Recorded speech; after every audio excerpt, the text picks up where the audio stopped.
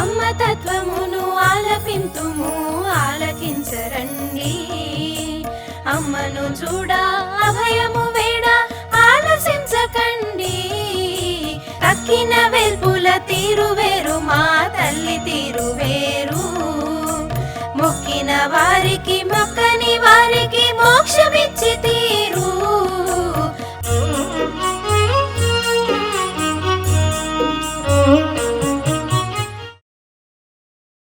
హైమకి అక్క ఆ కాలం చెందిన ఆలయ ప్రవేశం అయిన తర్వాత నేను కొన్ని ఫోటోలు చీరాల హైమక్క చీరాలు వచ్చినప్పుడు మా అక్కయ్యతో పాటు అక్కడ ఉంది, అప్పుడు ఫోటోలు తీశా. హైమ విగ్రహం కోసం ఈ ఫోటోలన్నీ కలెక్ట్ చేశారు. ఒక్క ఫోటో నాకు లేదు, 10 ఫోటోలు ఉండేవి. ఈ 10 ఫోటోలు అమ్మకు హైమక్క కోసం కదా సరేలేని ఇచ్చేస్తే ఒక్కటి నాకు తిరిగి రాలే. అదే ఫోటో ఇవాళ నాకు కనపడించింది. అప్పుడు ఫోటో పేపరు కొద్దిగా మందంగా ఉండేదండి, ఇప్పుడంటే బాగా పలసగా ఉంటున్నాయి, చారలు చారలుగా ఒక రకమైనటువంటి మ్యాటీ టైప్లో ఉండేవి. అవి ఆ ఫోటో కనపడింది. అక్కడి నుంచి హైమనామం చేసుకుంటున్నాను. వచ్చినప్పుడల్లా రొటీన్గా 2 గుళ్ళల్లో ప్రదక్షిణాలు చేసుకుంటా కానీ అమ్మనామం చేస్తాను, హైమయకాహం చేస్తాను. కానీ ఈ రకంగా మళ్ళీ నేను దీంట్లో చేసుకునే దానికి చాలా కాలం తర్వాత ఇది తార్కాణం. అదే హైమని మరొకసారి నాకు భౌతికంగా కనిపించింది కల్లో. సరే అమ్మ నాకు ఆ తర్వాత చాలాసార్లు కనపడింది కానీ నాకు ఉపదేశం ఇచ్చింది. అంటే ఉపదేశం అంటే మంత్రోపదేశం కాదండి, నేను చేసే సంధ్యావందనం, నాకు ఇచ్చిన సంధ్యావందనం నేను మర్చిపోయినా ఈ మధ్యకాలంలో చెయ్యటం. అవునా? మీకు మొదట్లో ప్రారంభంలో అంబికే జగదంబికే అర్క పురాంబికే పరిపాహిమాం అని మీరు అంబికే జగదంబికే అర్క పురాంబికే పరిరక్షమాం పాహిమాం రక్షమాం, అది అంబికాష్టకం చదవమంది. అంబికే జగదంబికే చదవరా అంది. అది కూడా ఎట్లా చెప్పిందండి, అమ్మ చక్కగా 40 ఏళ్ల వయసు ఉంటుంది, బంగారు ముద్ద చక్కగా ఉంది. అమ్మనే నేను అమ్మే తన వామాంకం మీద కుడి తొడ మీద పడుకోబెట్టుకుంది, కాళ్ళు చాపుకొని అమ్మ తల మగులో పడుకోబెట్టుకొని అమ్మని చూస్తున్నాను. అంబికే జగదంబికే పాడరా అంది. పాడాను. ఈ పల్లవి తప్ప చరణాలు రావట్లేదండి అంతసేపటికి. అమ్మన్నది మరొక్కసారి అంది. ఆ మరొక్కసారి మళ్ళీ పాడాను. తల్లి ఒడిలో పిల్లలు, అంతేగా అదే ఒడిలో కల్లో ఇల్లు కూడా కనిపించేసిందండి ఆ పని. కల్లో చెప్పాను ఇప్పుడు మీకు. ఇళ్ళలో నేను వచ్చిన కొత్తలో అప్పుడు 9-10 ఏళ్ళు కూడా నిండుండవు. వచ్చిన రోజుల్లో ఇప్పుడు హైమ మందిరం ఉన్న పక్కన ఒక మందిరం ఉండేది. మేము మొట్టమొదటి వచ్చిన కొత్తల్లో అమ్మ ద్రాక్ష పానీయం తాగుతుంది. ఎవరో తీసుకొచ్చారు ద్రాక్ష, ఆ రసం తీసి అమ్మకి ఇచ్చారు, అమ్మ తాగుతుంది. ఉన్న వాళ్ళలో నేను పిల్లవాడిని, అమ్మకి అందరూ పిల్లలే. ఈ కూర్చున్న మన బ్యాచ్లో అనుకునే మానవ రూపంలో అనుకునే వాళ్ళదంటూ నేను చిన్నవాడిని. నన్ను పిలిచింది దగ్గరికి. సామాన్యంగా ఎవరి దగ్గరికి వెళ్ళనండి నేను. అటువంటిది అమ్మ పిలిచింది, రమ్మన్నారు. మా చీరాల నుంచి వచ్చిన వాళ్ళందరితో వచ్చాను నేను. అమ్మ దగ్గరికి లాక్కుందండి. దగ్గర లాక్కోవడం ఒకటే కాదు, తన ఎడమ తొడ మీద కూర్చోబెట్టుకొని ఎడమ చేయి నా మెడ మీద వేసి కుడి చేత్తో ఆ గిన్నెతోనే నాకు ఆ ద్రాక్షరసం పట్టింది. అది ఆనాడు కుడి తొడ మీద కూర్చోబెట్టుకొని పానీయం పట్టింది. అమృతాల మధ్యలో ఇంకొక అమృతం కూడా తీసుకున్నానండి. చెప్పండి. ఉద్యోగ ప్రయత్నంలో హైదరాబాద్ వెళ్ళాను. హైదరాబాద్ వెళితే అక్కడ సరసోపేతమైన భోజనాలే, వెండి పళ్ళెంలో తినటమే, కూర పప్పు పులుసు అని. అమ్మని చూడలేక ఉండలేక 3 నెలల కాలం ఉండాల్సి వచ్చింది. 4 కాగానే అది కూడా ఎక్కడున్నానంటే ఇప్పుడు పత్రికా సంపాదకులు చేసి తర్వాత ఈ సాహిత్య అకాడమీ కదా, ప్రెస్ అకాడమీలో చైర్మన్గా చేసి ఆ ఉన్నత పదవుల్లో ఉన్నటువంటి వారు. వాళ్ళింటోనే ఆ 3 నెలలు తెస్టేసాను. అమ్మ చెప్పి పంపించింది వాళ్ళింటో ఉండమని, వారు ఉద్యోగ ప్రయత్నం కోసం. శ్రీ పొత్తూరు వెంకటేశ్వరరావు మాకు మేనమామ అవుతారండి. ఓహో. మా అమ్మను అమ్మాయి గారు అన్నదమ్ముల పిల్లలు. సరే వారి ఇంట్లో ఉన్నాను 3 నెలలు. అక్కడ చక్కటి భోజనం, ఆదరణ, ప్రేమ అన్నీ అనుభవించాను. ఇక్కడికి వచ్చి ఆ రోజున చింతకాయ పచ్చడి, చారు, మజ్జిగే. ఆ రోజుల్లో నీళ్ల మజ్జిగ, నీళ్ల చారు, ఏదో పచ్చడి ఉండేవి. ఇప్పుడు కూరలు పప్పులు అన్నీ వేస్తున్నారు కానీ ఆ రోజుల్లో అది అమృతం. నీళ్ళ మజ్జిగ దబ్బాకేసి మజ్జిగలో నీళ్లు పోసారా, నీళ్ళల్లో మజ్జిగ పోసారా అంటే నీళ్ళల్లోనే మజ్జిగ పోసారు. కానీ నీళ్ళల్లో మజ్జిగ పోసింది అమృతమైంది. అది తాగేటప్పటికి నాకు ఎక్కడ లేని సత్తు వచ్చింది. అసలు రుచి కాదు కదా, అసలు ఆ రుచిని కొన్నాళ్ళు అనుభవించాను. ఇక్కడ పెట్టినన్ను రుచి కోసం కాదు, ఆది వ్యాధుల నిర్మూలనకి ఇచ్చినటువంటి ప్రసాదం అమృతం. కాబట్టి ఆ భావంలోనే వాటి వరకు నడుస్తుంది. ఇంకా మీరు చెప్పాల్సి ఉంటే మీరు చెప్పిన తర్వాత ఏంటంటే నేను కొన్ని అడుగుతాను మిమ్మల్ని. మీరు అడుగుతూ ఉంటే దాంట్లో నా అనుభవంలో ఉన్నవేమంటే చెప్పగలరు. అమ్మలో ఒకే అమ్మలో ఇన్ని రకాల కోణాలు దర్శించారు.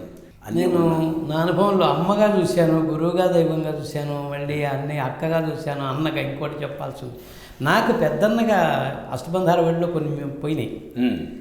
నాకు పెద్దన్నగా ఇందాక నేను బావగా చెప్పాను, రక్త సంబంధీకుల కింద చెప్పండి రక్త సంబంధీకులుగా భర్తగా.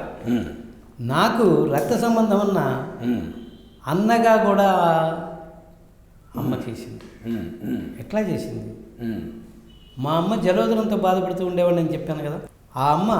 మా అమ్మ పోయేటప్పుడు మా అమ్మ కోరికను నెరవేరుస్తూ, అంటే నన్ను నీలో ఐక్యం చేసుకో, నా జీవితంలో ఆవు నెయ్యితో నీకు దీపారాధన చెయ్యాలి అనే కోరిక మిగిలిపోయి అప్పటిదాకా ఆగింది. మా అమ్మ పోయే రోజున కాకినాడ నుంచి ఒక డబ్బాడు ఆవు నెయ్యి వచ్చిందండి. అమ్మకు పెద్ద దీంట్లోనే హారతి పళ్ళెంలో వేసి కుందిలో హారతి ఇచ్చుకుంది. ఆవు నెయ్యి హారతి, అది దీపారాధన. అట్లాగే మా అమ్మ కరుతూ కూడా అదే నెయ్యితో, అంటే ఏంటన్నమాట, ఏ నెయ్యి అయితే అమ్మకి ఇచ్చిందో అమ్మలో ఐక్యమవుతుంది అనుకునే దానికి అదే. మీ అమ్మగారు ఏ సంవత్సరంలో అమ్మలో ఐక్యమైనారు? 1968 జనవరి 2 అండి. అందరూ జనవరి 1కి వచ్చున్నారు. ఆ జనమందరినీ ఉండమన్నది అమ్మ. అర్ధరాత్రి వీళ్ళందరూ పోయిందనుకున్నారు, డాక్టర్లు కూడా చూసి చెప్పారు అమ్మ సమక్షంలోనే. అందరూ పోయిందమ్మా అని చెప్పారు. ఆమె పోయిందో లేదో మాకైతే తెలియదు, కానీ పోయింది మీ తాతని పిలుచుకురా అని మాత్రం మా అమ్మ నాన్నని పిలుచుకురా అని అమ్మ చెప్పింది, కానీ పోలా. ఓహో, సరే అమ్మ వెళ్ళిపోయింది, స్నానం చేసి వచ్చింది. ఏమో పోయిందనే ఉద్దేశంతోనే మేము బయటికి తీసుకెళ్ళి బయట పడుకోబెట్టాము. మళ్ళీ అమ్మ వచ్చింది. వచ్చి అమ్మ మీద తల మీద చెయ్యేసింది. చూసిన అమ్మ అని పిలిచింది. పిలిస్తే కళ్ళు తెరిచింది. కళ్ళు తెరవంగానే అందరూ ఆశ్చర్యపోయారు. పోయిందనుకున్న ఆవిడ మళ్ళీ తెరిచింది ఏమిటని, కళ్ళు తెరిచింది ఏంటని. ఇంకేం తెరుస్తావులే కళ్ళు మొయ్యని నెత్తి మీద కొట్టింది. అది అర్ధరాత్రి 12:30 దగ్గరగా. ఓహో, ఇక అంతేనండి, అది తుది శ్వాస. ఆ తర్వాత ఆవిడ అంతిమ గడియల అమ్మలో ఐక్యమైంది. మీకు ఎంతమంది పిల్లలు? మా భార్య పిల్లలు పరిచయం ఇప్పుడు అమ్మండంగా దాట చెప్పలేదు కదా. అమ్మండంగానే అమ్మ పెళ్లి చేసిందని చెప్పాను కదా. నాకు 2 సంతానం ఉండి, వెంకట సుబ్బారావు అని మా నాన్నగారి పేరే అమ్మ పెట్టింది. ఓహో, మీ నాన్నగారి పేరు మొత్తం పేరు ఏంటంటే వెంకట సుబ్బారావు అని చెప్పాను, ఆ పేరు పెట్టింది. మా అమ్మాయి మీ అమ్మ పేరేంటంది, వెంకయ్యమ్మ అన్నాను. వెంకమ్మాంబ పెడదాం లేరా అంది. వెంకమ్మాంబ పెడదాంలే ఏంటి, సరే అన్నాను. నేను ఎప్పుడు అమ్మ మాటకి నీ నోట్లోంచి వచ్చిందే నాకు వేదం అనేట్టుగా ఉండేవాడిని. సరే అంది. మళ్ళీ ఇంకొక నాడు పోయిన తర్వాత, ఒరే దీని పనులన్నీ విచిత్రంగా ఉన్నాయి రా, చిత్రం రాయిదంది. అందుకని నేను రికార్డులో వెంకమ్మాంబ చిత్రాన్ని 2 వదలకుండా రాశాను. చిత్ర అనే పేరుతో పిలుస్తున్నాను, 2 చిత్రాల పేరుతో ఇప్పుడు పిలుస్తున్నాము. రికార్డు మాత్రం వెంకమ్మాంబ చిత్రే. ఎందుకని అమ్మ పెట్టిన పేర్లను 2 తొలగించడం నాకు ఇష్టం లేదు కాబట్టి. మీ పిల్లలిద్దరికి వివాహం అయిపోయింది, వాళ్ళకి పిల్లలు కూడా. మా పెద్దబ్బాయికి, మా పెద్దవాడు కొడుకు, 2వ సంతానం ఆడపిల్ల. పెద్దబ్బాయికి పెళ్ళి అయింది. తర్వాత మీరు అమ్మ దీంట్లో కొన్ని అమ్మ వాక్యాలు అనే పేరుతో వివిధ సందర్భాల్లో కొన్ని మాటలు చెప్పారు. ఈ మాటలన్నీ కూడా అమ్మ వాక్యాలు సామాన్య జనానికి ఆచరణ సాధ్యాలుగా ఉన్నాయని సామాన్య జనానికి మీరు భావిస్తారా? అంటే నా దగ్గరికి పేషెంట్స్ వస్తారు. పేషెంట్స్తో అమ్మని గురించి చెప్తుంటాను. వాళ్ళకి చాలా సందేహాలు ఉన్నాయి. ఇవాళ నేను జల్లెడములు వచ్చానంటే ఆ పుస్తకంలో చాలా తేలిగ్గా ఉన్న పదాల లోతు చాలా ఉంది. జల్లెడముడికి తీసుకెళ్ళండి అని అడిగితే ఇవాళ నేను ఇచ్చాను జల్లెడముడికి. ఓహో, కాబట్టి ఎవరి స్థాయిని బట్టి ఆ, వాళ్ళకి అర్థమవుతోంది తప్ప అవునండి. కొండల్లో కొండే, రాళ్ళలో రాయే, మణుల్లో మణే. అవును. కాబట్టి అర్థం చేసుకున్న వాళ్ళ స్థాయిని బట్టే ఉంటుంది తప్ప అది దానికి ఏమిటి అంటే ఎవరు చెప్పలేరండి. అంటే సముద్రం నిండా నీళ్లున్నా ఎవరు తీసుకెళ్ళిన పాత్ర ప్రకారంగా దాంట్లో నీళ్ళు అందరూ తీసుకోవచ్చు అని చెప్పినది. అది సముద్రం లాంటిది అమ్మ భావన అని అమ్మ మాటలు. Science is knowledge, science is vast, knowledge is limited. Science ఎంత ఉంది, శాస్త్రం ఎంత ఉంది చెప్పలేదు. భగవంతుడు ఎంత మనకు ఇన్ఫినిటీ. సైన్స్ అనేటువంటిది అటువంటిది. మన నాలెడ్జ్ ఈజ్ లిమిటెడ్. మన అవగాహన ఎంత మటుందంటే ఏ బుర్రకి ఎంత పర్మిషన్ ఇచ్చాడు వాడు భగవంతుడు, ఆ సంకల్పం బట్టే, ఆ ప్రేరణ బట్టే జరుగుతుంది తప్ప యొక్క జ్ఞానాన్ని బట్టి, వాళ్ళ యొక్క బుర్రలో ఉన్నటువంటి కెపాసిటీని బట్టి అందరూ ఫస్ట్ ర్యాంకర్స్ కాదు కదండి. ఏ ర్యాంకు దిగినట్టుగా, ర్యాంకుకి అర్థమైనట్టుగా వాళ్ళు చదువుకున్నట్టుగా అమ్మ భావాలు కూడా వీళ్ళకి ఒకటే చెబుతుంది. అమ్మ భావం కూడా ఒకటే. ఆ ఒకటిలోనే అందరికీ అన్ని రకాలుగా ఉంటాయి. ఎవరికి ఏది కావాలో అది అంతే. అదంతా. తర్వాత అమ్మకి ఒక ఫిలాసఫీ ఉందని మీరు ఏమైనా నమ్ముతున్నారా? అమ్మ ఫిలాసఫీ ఒకటేనండి. నాకు తెలిసినంతలో నాకు దైవంగా ఉంది అన్నాను, అన్యంగా ఉన్నాయి అన్నాను. దైవంగా ఉండి అందరికీ ఏం సందేశాలు ఇచ్చారంటే ఒక్కోళ్ళు ఒక రకంగా ఇచ్చారు. అమ్మ ప్రేమ సందేశాన్ని పంచింది. నువ్వు తృప్తిగానే తిను, నువ్వు తినకుండా ఏం అడిగి పెట్టక్కర్లా, నువ్వు తిని ఇతరులకు ఆదరంగా పెట్టుకోవాలి. నీకున్నది తృప్తిగా తిని ఇతరులను ఆదరంగా పెట్టుకో అన్నది. కాబట్టి అందులో అంతులేని సందేశం ఉంది. మరి ఇది ఏ బుర్రకు సంబంధించి ఆ బుర్రకి. ఆ తర్వాత మీరు అమ్మని అమ్మ అంటున్నారు. మీకు జన్మనిచ్చిన తల్లి ఉంది.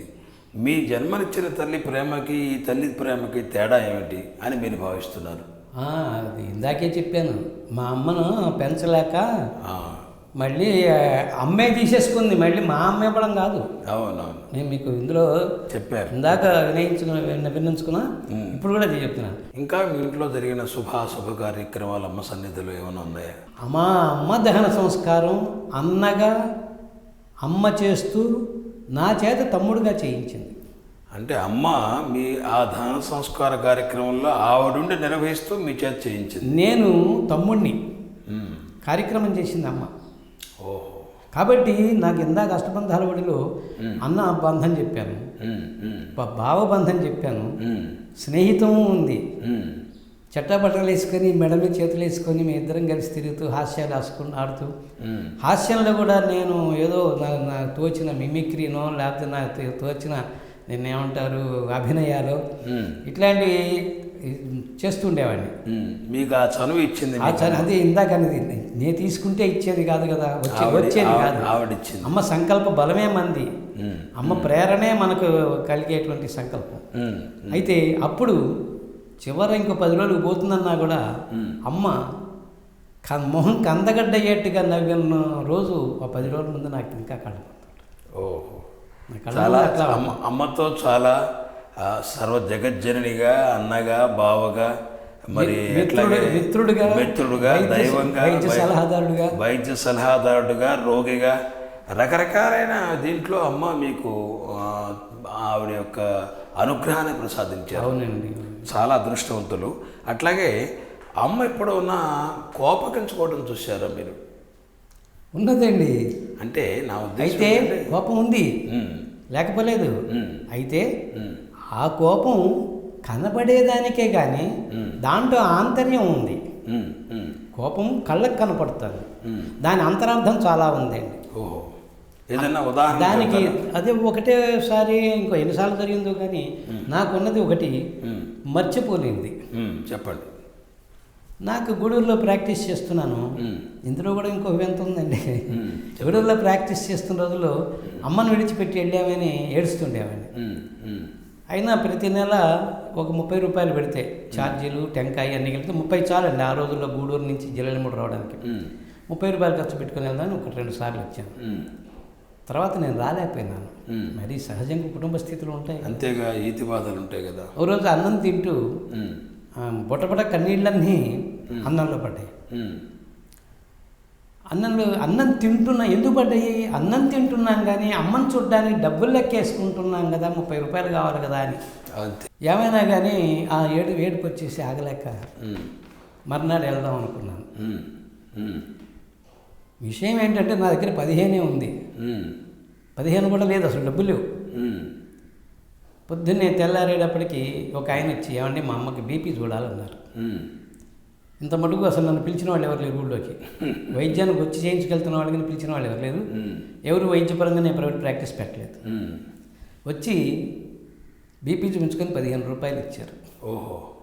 నాకు ఇంకెంత కావాలా? 15 రూపాయలు కావాలి. పక్కనే కిరాణీ కొట్టు ఉంది. అది సభ్యమో అసభ్యమో తెలియదు. అమ్మ కోసం వెళ్తున్నాను కాబట్టి ఏమంటే 15 ఇవ్వండి, రేపు ఇస్తాను నన్ను. రేపు ఎట్టిస్తానో నాకు తెలియదు. సరే ఆ 15 వాడిది ఇచ్చాడు. అక్కడ చేరి 2 నెలలు కాదా కిరాణీ కొట్టు వాడి దగ్గర తీసుకున్నాను. ఆలోచించండి, వాడు అంత ధైర్యంగా ఇచ్చాడు, నేను ధైర్యంగా పుచ్చుకిచ్చాను. అమ్మని చూశానండి. అమ్మని చూసి వెళ్తే సర్కారులో దిగాను తెల్లారగట్ట. మళ్ళీ 8ంటికి 7:30 కల్లా ఏమంటే మా అమ్మగారికి ఒంటో బాగాలేదు, కాస్త అటు ఇటుగా ఉంది, ఏదో చూసి చెప్పాడు. పాపం ఆమె కాలం సమీపించింది. లేదండి అని చెప్పాను. ఆయన దించి తీసుకొచ్చి 15 రూపాయలు ఇచ్చిండాడు. అయితే నేను తీసుకున్నాను. మరి మా పోయిన దానికి ఆయన కూడా ఏంటంటే నేను యువతల 15 వారు కాబట్టి అమ్మిచ్చింది అనుకున్నాను.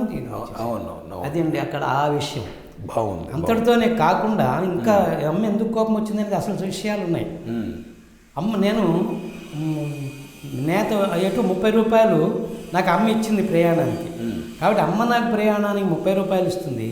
అమ్మకు చీర కొనుక్కెళ్దాము అనే భావన. నేను నా జీతంలో ఖర్చు పెట్టాలి కదా. అమ్మిచ్చే డబ్బులతో నేను చీర పెట్టడం కాదు, నా జీతంతో. నా జీతం కూడా అమ్మిచ్చేదే. అయినా ఈ జీతంలో 30 రూపాయలు పెట్టి కాటన్ చీర ప్లెయిన్ బార్డర్ అనేది ఇచ్చేవాడిని. కట్టుకొని దాదాపు చిరిగేదాకా వీళ్ళు ఇక్కడ ఉన్నవాళ్ళు, అమ్మ దగ్గర ఉన్నవాళ్ళు స్నానం చేయించి బట్టలు ఇచ్చి తీసిచ్చేవాళ్ళు. ఏవో తీసుకొస్తే కాదు రాజ్యం, నా మావిడి పేరు రాజ్యలక్ష్మి అండి, రాజ్యం తీసుకొచ్చిన చీర తీసుకురండి అంటుండేది. అట్టగే తీసుకెళ్ళేవారు. నేను అది ఇస్తే తప్ప కట్టుకోనని చెప్పేది. మరి మా ఆంతర్యం గమనించు, మరి భక్తితోనూ మరి అమ్మ మా నివేదన స్వీకరించేది. అంతే కదండి, అంతేగా ఆవిడ అనుగ్రహంతో నివేదనని స్వీకరించేది. సరే తీసుకెళ్ళటం మొదలెట్టిన తర్వాత ఇంకా అనుభవంలో ఒక పేషెంటు అంటే మా కుటుంబానికి వారానికి ఒకసారి వచ్చి కారులో తీసుకెళ్తాను, కారులో దించుతాను, నెలకు 100 రూపాయలు ఇస్తాను అన్నాడండి. ఈ సంఘటన 30 రూపాయల సంఘటన చీరలు తీసుకెళ్ళటం మొదలెట్టాక అయితే 100 రూపాయలు తీసుకురావడం మొదలెట్టిన తర్వాత నాకు ఈ చీర బాగాలేదు, నాకు 30 రూపాయల చీర కొట్టరా అంది. నేను తేను. ఆ రోజు నా స్థితి అది. ఇవాళ నాకు నువ్వు డబ్బు ఇచ్చావు, 100 రూపాయలు ఇచ్చావు, 100 రూపాయల చీర ఇచ్చాను. నాకు ఇది రఫ్గా ఉంది, మెత్తగా లేదండి. ఉతకంగా అదే మెత్తబడుతుందిలే అన్నానండి. ఇవే పదాలు వాడింది అమ్మ దగ్గర. అంటే ఎంత స్వతంత్రంగా చనువుగా మెలిగాను. అయితే దీంతో పాటు ఈ 100 చీర మీద తేవడం మొదలెట్టిన తర్వాత 300 రూపాయలు రావడం మొదలెట్టింది. ఇక్కడ అమ్మ కోపం చెప్పడం కోసం ఈ ఒకటొకటి సంఘటనలకి లింకులో ఉన్నాయండి. నా జీవితానికి ప్రతిదీ లింకేనని చెప్పాను. నాకు ప్రమోషన్ మళ్ళీ అక్కడి నుంచి గూడూరు నుంచి ట్రాన్స్ఫర్ అయింది. అమ్మ నా ట్రాన్స్ఫర్ అయింది, మరి ఇల్లు షిఫ్ట్ చేయమంటావా అని అడిగానండి. చెయ్యొద్దు, నువ్వు హైదరాబాద్ వెళ్ళి మళ్ళీ మీ మామయ్య దగ్గర కూర్చొని నువ్వు అప్గ్రేడ్ చేయించుకొని తీసుకురా అందండి. సామాన్యంగా మా ఆఫీస్కి వెళ్ళమంది. ఏ ఉద్యోగికి కూడా వాళ్ళ ఆఫీసరు నా పోస్ట్ అప్గ్రేడ్ చేసి నన్ను జిల్లెలమూడిలో వేయండి, నేను గూడూరులో ఉన్నాను, నేను ఇప్పుడు సీనియర్గా అక్కడ ఉంటున్నాను, మళ్ళీ జిల్లెలమూడిని సీనియర్ చేసి నన్ను వేయండి అని అడిగితే ఏ ఉద్యోగి అడిగినా ఏ ఆఫీసరు చేయడు. మరి అమ్మకు తెలియక కాదండి. చెప్పాను, అమ్మ నేను వెళితే మా మామయ్య మా ఎటు అక్కడ ఉన్నావు కదరా, అయ్యాను ఉన్నావు కదా, అమ్మ దర్శనం చేసుకుంటున్నావు కదా, మళ్ళీ ఇది ఎందుకు ఇట్లా మా అమ్మ చెప్పిందని చెప్పమంది. అమ్మ చెప్పిందన్నా నాకు భయమే మా మామయ్యతో ఇట్లా విషయాలు చెప్పాలంటే. ఎంతైనా పెద్దవాళ్ళు కదండి, మనం చెప్పలేము. సరే నువ్వు ఆరు బయట పడుకున్నామండి. ఇప్పుడు లక్ష్మణరావు అన్నయ్య గారు కట్టించినటువంటి అమ్మ విగ్రహం ఉంది, చేయించింది. ఆ ఏరియా అంతా సంధ్యావనం జరుగుతుంటుంది.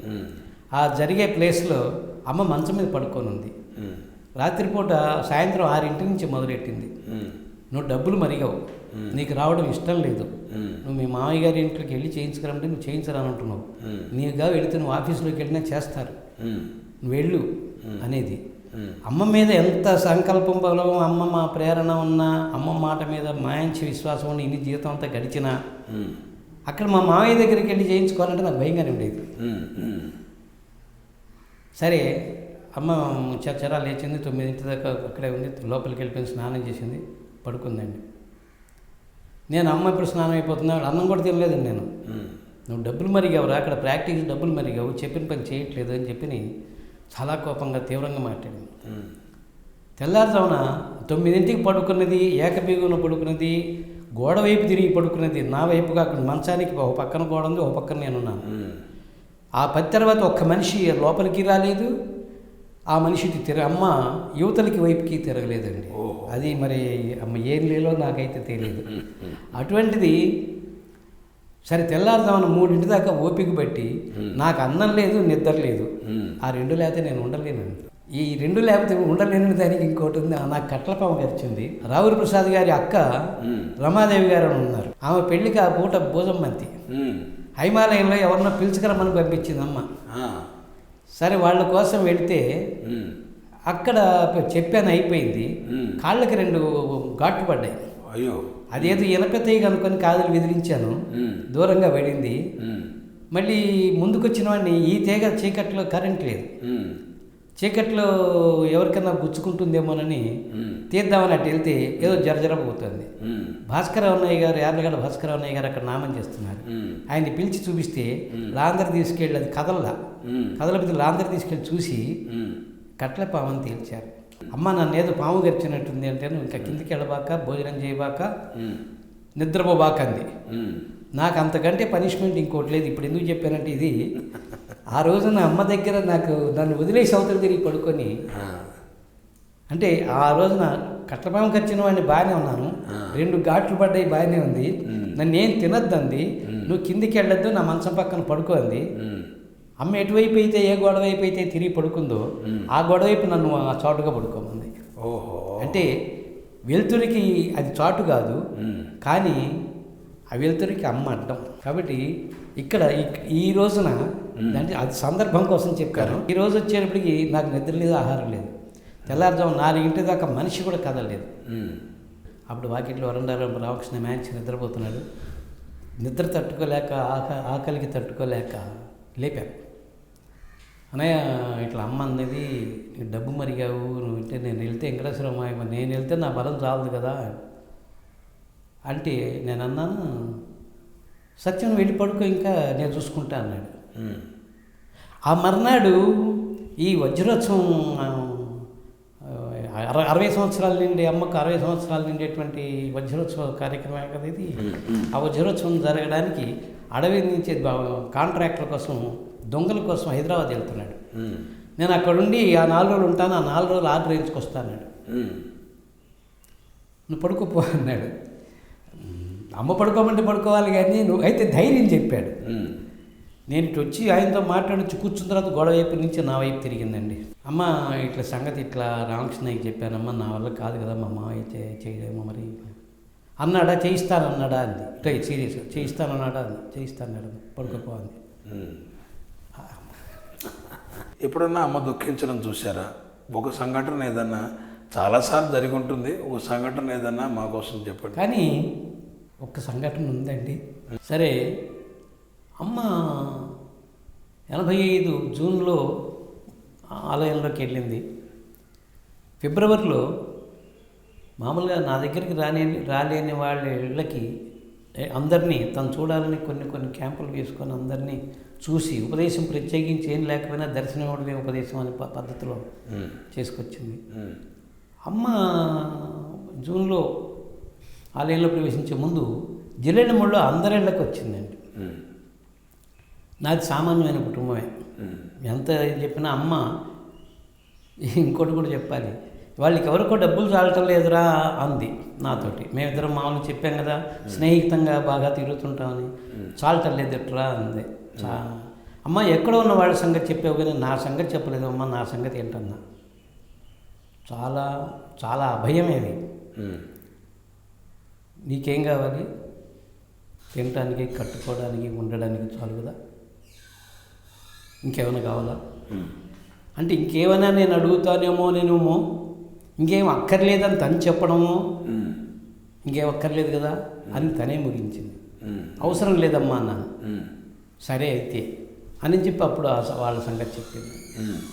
అట్లా నిత్యం ఇవాటి వరకు ఆగంది లేదు. ఎక్కడికి వెళ్ళినా ఖర్చుల్లో తేడా తప్ప మిగిలేది తగిలేది ఏమీ లేదని చెప్పింది. అటువంటిది అమ్మ వస్తే మరి భగవంతుడు ఇచ్చినప్పుడు మరి భక్తులు కూడా ఆ బిడ్డలు కూడా వస్తారు కదా, అంతేగా. మరి కుటుంబంతో సకుటుంబ సపరివార సమేతంగా కదా.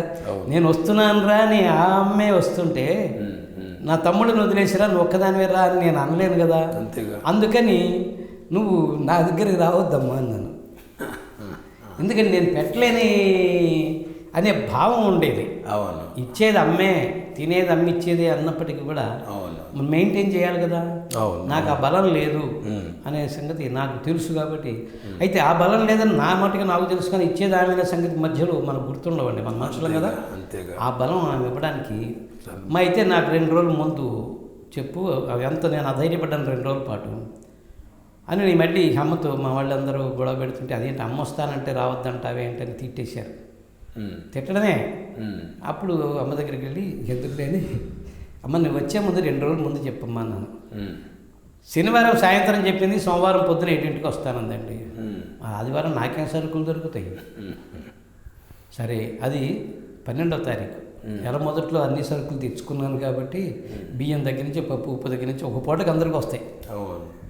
సరే ఏర్పాటు చేశాను, అయిపోయింది. అరే ఇప్పుడు మీ ఇంట్లో చాలా బాగుంది, మధ్యాహ్నం అంతా మంచి నిద్ర పెట్టిందిరా అంది. ఎందుకని మా ఇంట్లో ఉంది మా అక్క బావ, లేకపోతే నా మీద ప్రేమ ఎక్కువ, నా మీద కానీ నా కుటుంబం మీద అన్నీ మా కుటుంబం మీద దిగులు కొద్దీ అంటే ఆ దిగులు తనకు ఉండి ఉంటుంది కానీ భగవంతుడికి దిగులు ఉండదు. ఆ దిగులు మేమెక్కడ పడతాము అని ఇంకో పూట ఉంటానంది. భావం ఇదంతా నా భావం అండి. అమ్మేమనుకుందో మనకు తెలియదు కదా, జరిగేదాన్ని బట్టి మనం ఊహించుకోవడం. సరే రాత్రి ఉంటానంది. అమ్మ మేళం తెప్పించుకుంది, పాపక్కయ్య డాక్టర్ రినుజకుమారి మేళాలు వచ్చినాయి, పాలు కాచుకున్నారు, వాళ్ళంతా రెడీగా ఉన్నారు అన్న. అంటే వెళ్ళమనే నా ఉద్దేశం. ఎంత చెప్పినా 5-6 సార్లు అన్నదండి ఇక్కడ బాగుందిరే ఇక్కడ బాగుందిరే అని, స్నానం చేసి వెళ్ళడానికి ముందు. సరే మా వాళ్ళు పాపక్కని పిలిచి ఇట్లా సంగతి ఇట్లా అంటుంది ఏం చేయమంటావు అన్నా. అంటే నేను పని వండనే అంది. ఆ పూట ఇది భగవాన్ నేనంటే చెబుతున్నా, ఆ పూట ఏమీ లేకుండానే ఏదో చేసి పెట్టాను, అయిపోయింది. అమ్మ పడుకుంది, ఆ పాలు కానీ ఇక్కడికి వాడింది, లేకపోతే మర్నాడు పొద్దున వాడుకుంది. మేళాలతో సహా సుప్రభాత సేవ జరిగింది మా ఇంట్లో. చాలా గొప్పగా ఉంది. సుప్రభాతం మేము చేసే సుప్రభాతంతో పాటు ముందు మరి మేళతాళాలతో ఉండేటువంటి సుప్రభాతం సేవ జరిగింది మా ఇంట్లో. అమ్మ మా ఇంట్లో ఉండగా ఇది అయిపోయిన తర్వాత మధ్యాహ్నం స్నానం చేసి పక్కింటికి మా ఇంట్లోనే ఉండి 2-3 ఏళ్ళు తిరిగి వచ్చేసింది. మరి మా ఇల్లుని కేంద్రంగా చేసుకొని 2-3 తిరిగి రావడమే కాకుండా మా ఇంట్లో రాత్రి ఉంటామంటాం, ఇదన్నీ నాకు అర్థం కాదు. ఇప్పటికీ ఇప్పుడు కాస్త కూస్తో అర్థమవుతుంది, మొత్తం అర్థం కాదు, మొత్తం అర్థం కాదు. అటువంటిది రాత్రికి ఉంటానని ఉండమన్నాను, చేశాను, అయిపోయింది, స్నానం అయిపోయింది. అందరి చేత మా ఇంట్లో అందరినీ పిలిపించి అందరి చేత అభిషేకం చేయించుకుంది, బిందెలు చేయించుకుంది. అమ్మకు స్నానం అంటే ఆహారం, అమ్మకు వేరే ఆహారం లేదు, నిద్ర కూడా ఆహారం కాదు. అటువంటిది అమ్మ ఆహారం వల్ల స్నానమే. స్నానం చేయించుకుంది మీ చేత? అందరి చేత స్నానం చేయించుకొని అయిపోయిందండి, బట్టలు కట్టుకుందండి, బయటికి వెళ్ళబోతుందండి. ఆ గడప దగ్గరికి వచ్చింది, అంటే మెయిన్ వాకిల్ దాటలేదు, మధ్య రూమ్ దాటి గడప దగ్గర కానుకొని నుంచొని భోర్న 15 గంటల సేపు ఏడ్చింది. ఇంకా పైన ఆ టైం కన్నా ఇంకా పైన ఏడ్చిందేమో తెలీదు. ఆ ఏడుపు అర్థం, ఆ ఏడుపు తను ఏడవడమే కాకుండా మేము ఏడుస్తామని ఏడ్చుండొచ్చు. ముందు కాలంలో వీళ్ళది స్థితి, ఆ స్థితి అనేటువంటిది తర్వాత అమ్మతో ఎప్పుడన్నా మీరు ఆటలు ఆడుకున్నారా? ఏం ఆడుకున్నారు? ఎట్లా? అమ్మతో క్యారమ్ బోర్డు ఆడేవాళ్ళం అండి. ఉమ్, ఇంకేం ఆడేవాళ్ళం కానీ అమ్మతో హాబీ ఏంటంటే క్యారమ్ బోర్డు. ఆ, ఈ చెప్పాను కదా ఇందాక, కాస్త అనుకరించడం, ఓహో. శబ్దానుకరణ. అమ్మ ఎట్లా ఆడేది ఆటల్లో? ఆవిడ ఎక్కువగా ఆమె ఎవరినైనా గెలిపించాలంటే మరి క్రికెట్లో ఈ బెట్టింగ్లు ఉన్నాయి కదండి, అదే పద్ధతిలో ఎదుటి వాళ్ళని గెలిపించాలంటే మాత్రం వదిలేసేది, లేకపోతే ఒక పట్టు పట్టేసేది. ఒక్క రౌండ్లో అయిపోయేది. ఓహో, అమ్మ కూడా బాగా అసలు అమ్మకి ఇది ఏంటో ఆట ఏంటో అవి ఏంటో కాదుగా, అన్నీ తానే కదా. అంటే అందులో పడాలంటే కాయ వెళ్ళి తానయ్యి అందులో పడుతుంది. అమ్మలో మీకు నచ్చని లక్షణం ఒక క్షణమైనా ఎప్పుడన్నా మీ యొక్క సహచర్యంలో ఏదైనా ఉందా? ఉంటే చెప్పండి. పట్టు విడని విశ్వాసం మాత్రం చాలా కాలం మెయింటైన్ అయింది.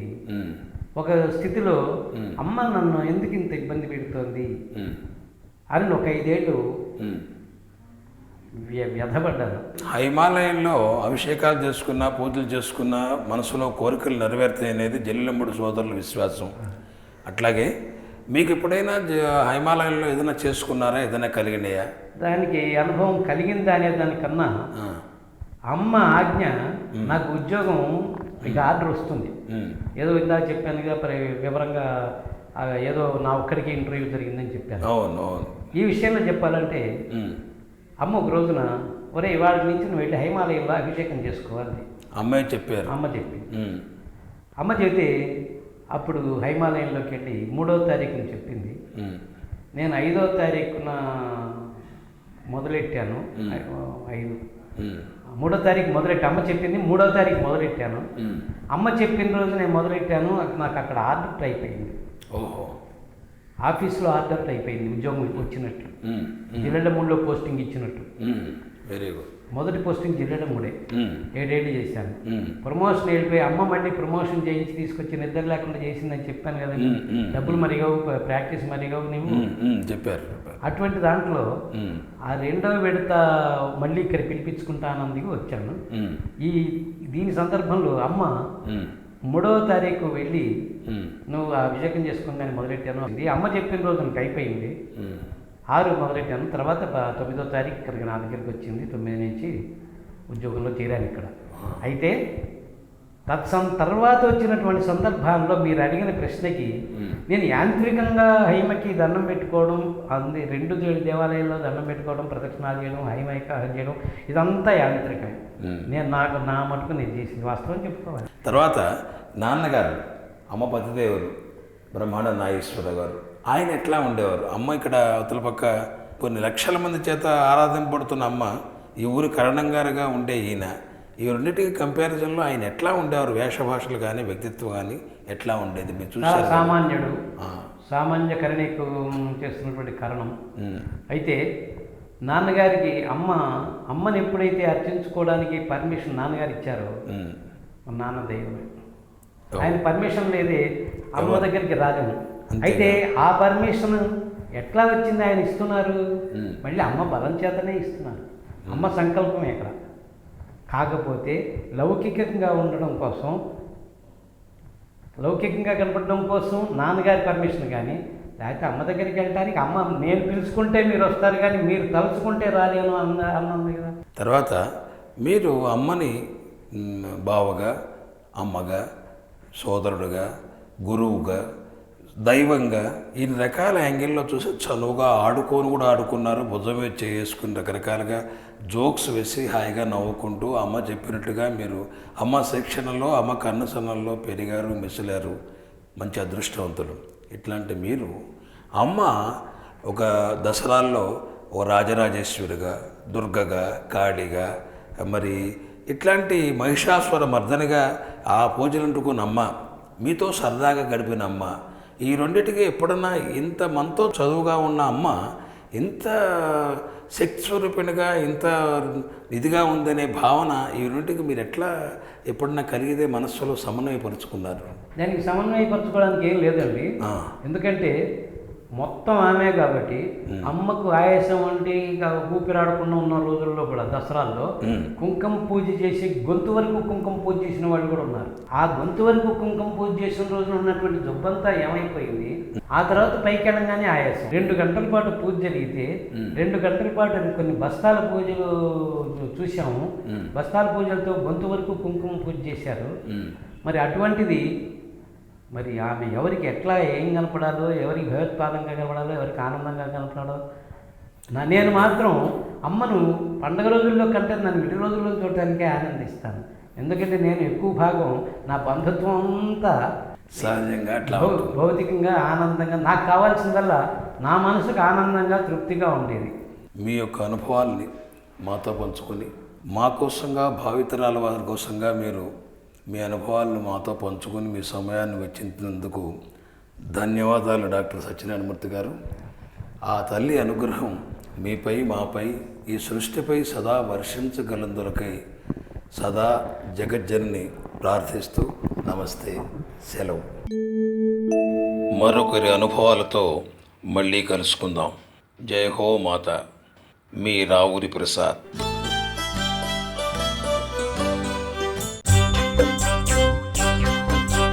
రండి రండి జిల్లెల్ల మూడి, లెండి లెండి నిద్రను వీడి, అన్నలారా 2 కన్నులారా మీరు అమ్మను కంటారు, అమ్మవారంటారు. రండి రండి జిల్లెల్ల మూడి, లెండి లెండి నిద్రను వీడి. రండి రండి జిల్లెల్ల మూడి, లెండి లెండి నిద్రను వీడి. రండి రండి జిల్లెల్ల మూడి, లెండి లెండి నిద్రను వీడి.